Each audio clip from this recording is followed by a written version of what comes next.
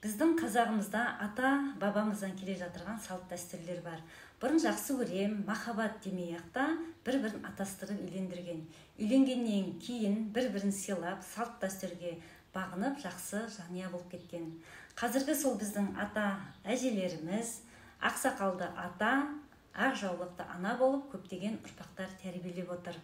Қазіргі кезде жақсы көру, махаббат деген бар әрине. Үйленгеннен кейін ол бір-бірін құрметтеуге, сыйлауға ұласуы керек. Және бір-бірінің құндылықтарын, ұстанымдарын, сенімдерін білу керек. Ол бір жерден шықса, әрине керемет жақсы болады. Және ер адам әйел адамнан не күтеді, әйел адам ер адамнан не күтеді? Міне осыны жақсы ашық сөйлесіп алу керек. Ер адамның әйел адамның алдында 2 міндеті бар, әйел адамның ер адамның алдында 3 міндеті бар. Ең бірінші ер адам алған адамын сыйлау керек, ағайын туғандарын сыйлау керек және табыс табу керек. Міне ер адамның ең маңызды осы қасиеттері болу керек.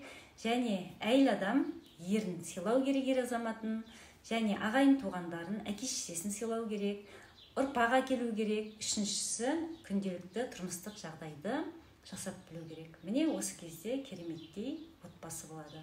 Менің осы видеом сіздерге ұнаған болса, менен бақытты адам болмайды. Бақыттымын әрине, бақыттың да арманның да